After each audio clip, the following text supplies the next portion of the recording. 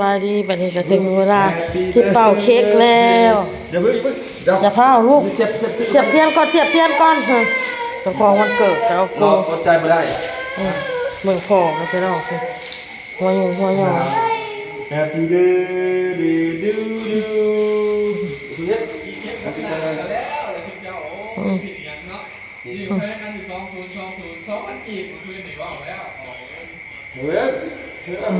เพิ่นอยากเป่าเขามานั่งในบนสาวมานั่งห้องโถงพี่นาสาวค่ะว่ะสัตว์อยู่ในห้องโถงเฮาอยู่ในห้องเก็บของเขาไปเบิ่งดูเป่าอยู่ค่ะโอ้โห Happy birthday to you นี่ซบมาดังจะอยู่to you อ่ะto you อ้าวมือนะเอาออกก่อนเลยยางเลยโอ้ยตายแล้วมาเร็วนั่งไหมลูกโขกเท้าเนี่ยก็ยางเลาะอยู่เจ้าของวันเกิดเลยแป๊บเดียวเนาะคือว่า2 ปีเลยเด้แม่นเลย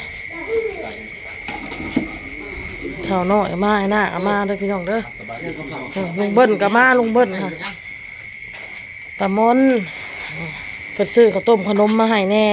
เงินเพิ่นก็ให้แต่เว้นทุนเพิ่นก็ซื้อเค้กมาให้ร้านนี่ไม่เท่าน้อยเพิ่นก็เอาเงินให้เด้อพี่น้องเด้อผูกแขนหลานพี่น้องไม่เท่ามอนเพิ่นก็ฝากเงินมาพี่น้องขอบมุกขอบใจบ่จุกุจุคนที่มาอบอุ่นเนาะสุภาพกะอ้นก็บอกได้เมื่อคืนนี่ครับเพิ่นบ่ได้มาบ่อยหน้าอันนี้สิทอดพี่น้องป้าเตาเดี๋ยวสิเสร็จอันนี้ก่อนเสร็จเตาก่อนอ้นก็สิทอดเมี่ยงเลยเด้อพี่น้องเด้อ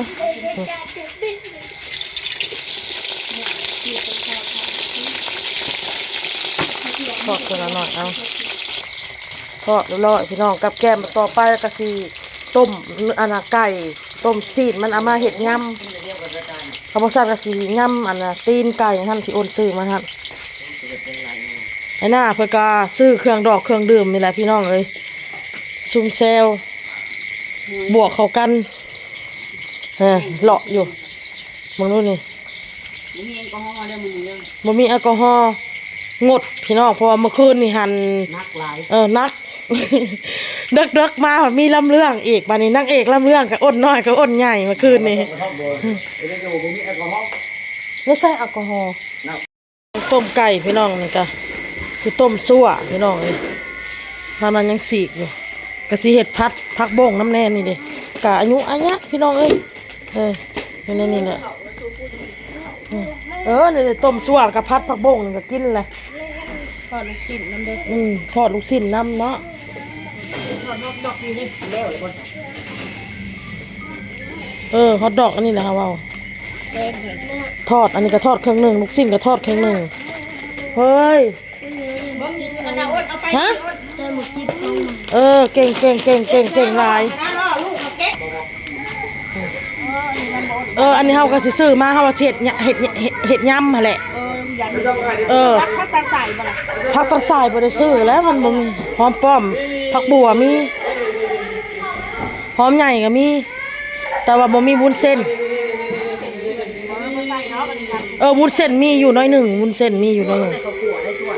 ก็ใส่แล้วข้าวคั่วเพชรพงเลยผักแพรวกับบ่มีซะน้อยเขาไปซื้อมันบ่มีโอ้ยพวกผักแพรวเฮากับพวกสีเหี่ยวตายแหละผักแพรวก็ได้อ้นเอามาพัดผักบงไฟแดงน้ำพี่น้องมาพัดน้ำ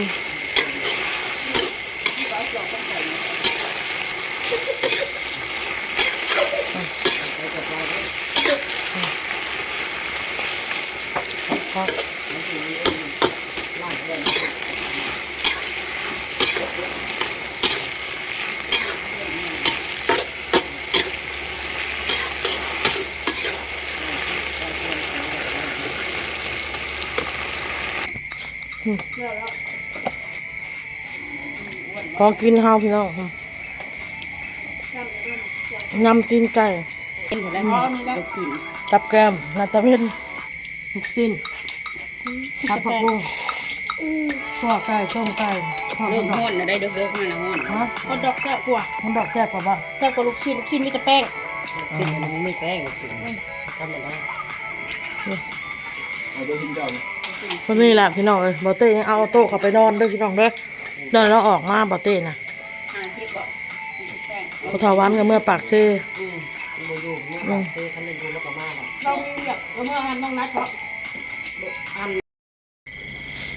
อันนี้ก็ทุกคนก็พากันเมื่อมาดแหละพี่น้องเอ้ย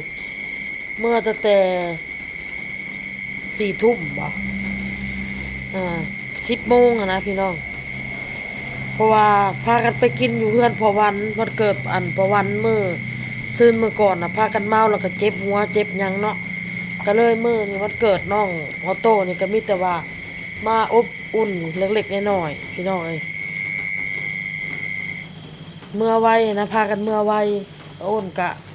น้องเมฆอยากนอนแล้วก็เอาน้องเมฆมานอนเลยเนาะพี่น้องเนาะมนต์ก็โทรให้ไอ้เบิ้ลมาหับเอาแล้วก็เมื่อซะน้อยก็เมื่อแล้วก็ยังเหลือแต่ไอ้หน้ากับเบาเต้พี่น้องเอ้ยอ้นก็เลยเก็บโตวที่เฮากินแล้วเรียบร้อยหั่นนะเก็บไปเมียนไปอนามัยพี่น้องแล้วเรียบร้อยแล้วนี่อ้นก็อนามัยตอนอ้นถ่ายคลิปก็สิเห็น66เนาะในคลิปพี่น้องนี่ก็แปลนหมดอนามัยแล้วเรียบร้อยมีแต่ของเบาเต้กับไอ้กะหน้ากินพี่น้องยังเหลือเล็กๆน้อยๆเนาะพี่น้องเนาะเฮากินแล้วเฮาเมียนไปนำพี่น้องเอ้ยแล้วพี่น้องเอ้ยเวียกอ้นมื้ออื่นก็มีแต่เมียนในนี้เล็กน้อยแล้วก็ปัดกวาดในนี่แหละพี่น้องนี่มื้ออื่นนี่มันจึงบ่หลายเพราะว่าถ้วยบวงอ้นล่างพุ่นบ่แหกแต่กระโปะล่างก็เสียงฝนนะพี่น้องเด้อฝนตกปอกๆๆๆๆนี่เสียงฝนตกพี่น้องเอ้ยมื้ออื่นนี่ก็เมียนน้ำโต๊ะเนี่ยเล็กๆน้อยๆพี่น้องเอ้ยพากันเมื่อไหว้เบียร์ก็มีแต่เท่าไรหนึ่ง4 ขวด3 ขวดนึงพี่น้องเอ้ยอ้นก็กินจอก1 2 จอกนึงมื้อเว้นนี่ก็ยังไปกินยาน้ำมีเฒ่าหมอนแล้วเมียนแป้นเติร์ดเลยเกลี้ยงปันยังกันเรียบร้อยพี่น้องเอ้ยสักผ้าน้ำแน่พี่อันมนต์สาวน้อยอ้นเมื่อแล้วเรียบร้อยแล้วก็ยังเห็นไอ้หน้ากับอันวอเต้กินแล้วอ้นก็ล่างเลยพี่น้องเพราะว่ามีหมูเด้มีหมูอยู่นำเด็กกระยามันตอนนี้ก็เที่ยงคืนเลยได้พี่น้องเลยตอนนี้ค่ะเพื่อเห็ดแล้วเนาะพี่น้องเนาะเพิ่นก็พากันเมื่อแต่10 โมงพุ่นแต่4 ทุ่มพุ่นเลิกเที่ยงคืนกว่าแล้วกับพี่ไอ้หน้ากับเมื่อบอกเพิ่นอยู่ว่านอนพี่เพิ่นก็บ่นอนไอ้หน้าพี่น้องเอ้ยเมื่อนอนเฮือนยังสับนี่มื้ออื่นจังเมียนพี่น้องเอ้ยเดี๋ยวนี้อ้นก็สิเก็บไปไว้อยู่อ่างพุ่นแหละแต่มื้ออื่นจังล่างเนาะมันดึกเลยพี่น้องมันสิเข้าอันตี 1เลยเนาะ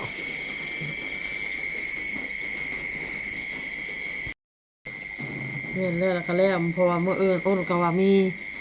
แผนสิเดินทางเนาะเมื่อมหาไซแหละพี่น้องเอ้ยผัดพอเพิ่นแชทมาว่าให้เมื่อวันอันคันว่า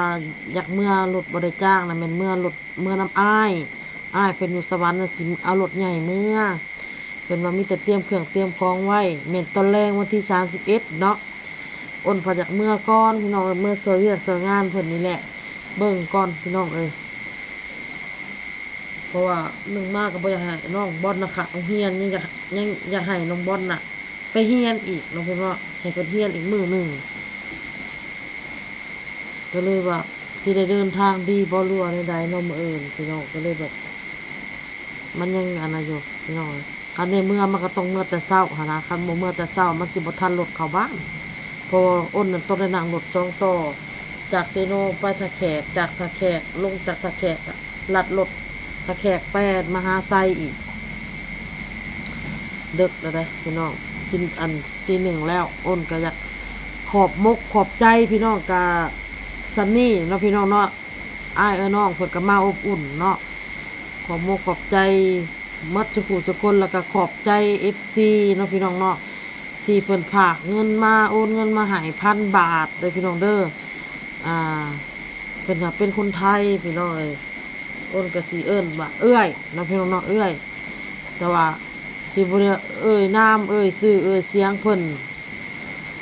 ก็ขอบมุกขอบใจเอื้อยเพิ่นหลายๆที่เพิ่นอันฝากเงินมาให้เบิร์ธเดย์น้องออโต้เด้อพี่น้องเด้อขอบมุกขอบใจหลายๆเด้อเอื้อยเด้อขอให้เอื้อยมีสุขภาพร่างกายแข็งแรงขอให้เอื้อยเดินทางไปไสก็ให้ตลอดปลอดภัยให้มีแต่ความสุขความเจริญเด้อขอให้เอื้อยซื้อได้ขายหมานขอให้โชคให้หมานให้ร่ำให้รวยเฮงๆปังๆเอื้อยถูกหวยรวยเบอร์ขอบพระคุณหลายๆแล้วก็ขอบมุกขอบใจเอื้อยอ้นเอื้อยมนเนาะพี่น้องเนาะแล้วก็ไม่เท่าน้อยเพิ่นมาอบอุ่นอากาหน้าเนาะพระวันก็บ่อยู่พระวันเพิ่นไปปากเซเพิ่นก็เลยบ่ได้มาก็ขอบใจไม่เท่ามอนน้ำแน่พี่น้องเอ้ยไม่เท่ามอนเพิ่นก็บ่ได้มาแต่ว่าเพิ่นก็ฝากเงินมานะมนให้มนซื้อข้าวต้มขนมนี่แหละพี่น้องเอ้ยขอบใจหมดทุกคนเอื้อยอ้นใหญ่ไอ้กันหน้าเอ้ยมนไม่เท่าน้อยเนาะป้ามอนพี่น้องเป็นมาอบอุ่นแล้วก็ขอบใจFCมัดทุกคนเด้อพี่น้องเด้อทุกคำอวยพรให้น้องออโต้ขอบมุกขอบใจหลายๆขอให้โชคให้มานให้ร่ำให้รวยเช่นกันเด้อFCก็ได้ขอให้ถูกหวยรวยเบอร์วันที่1ถูก6 ตัวเด้อพี่น้องเด้อมัดทุกคนนั่นแหละอบอุ่นกับซ้ำนี่พี่น้องเอ้ยก็ออโต้ก็นอนแล้วน้องบอลก็นอนแล้วน้องพี่น้องเนาะไอ้เบิ้ลก็มาน้องพี่น้องมาแล้วก็จักโมงอันทำอมนสิเมื่อก็เลยเมื่อก่อนมาหับเอาอมนน้ำหลังโอเคแล้วพี่น้องคลิปนี้ก็ได้อ้นก็สิได้ลาไปก่อนเด้อพี่น้องเด้อแล้วก็ขอบใจเอ้ยเฟิร์นนำเด้อพี่น้องเด้อเพิ่นประกาศฝากเงินมาเน้ออ้น200,000พี่น้องวันเกิดให้น้องออโต้อันนี้ก็ขอบใจเอ้ยหลายๆถ้าว่าผู้ใดที่อ้นยังบ่ได้ซื้อเสียงกะอ้นกะขอบมุกขอบใจอันเพิ่นคือกันเด้อพี่น้องเด้อที่อ้นก็บ่จื้อเนาะพี่น้องเนาะขอให้เอ้ยก็เจริญเอ้ยเด้อสุขภาพร่างกายแข็งแรงเช่นกันขอให้เจริญรุ่งเรืองในหน้าที่การงานเด้อเอ้ยเด้อขอบใจเป็นฝากมาเนอะอ้น200,000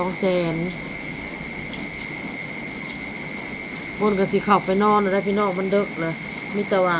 อ้นสิเก็บในนี่แหละเล็กๆน้อยๆไปป้าไว้สิ่งไว้ลากมื้ออื่นโอเคเด้อพี่น้องเด้อพ่อก็คลิปหน้าพี่น้องสบายดีบ๊ายบาย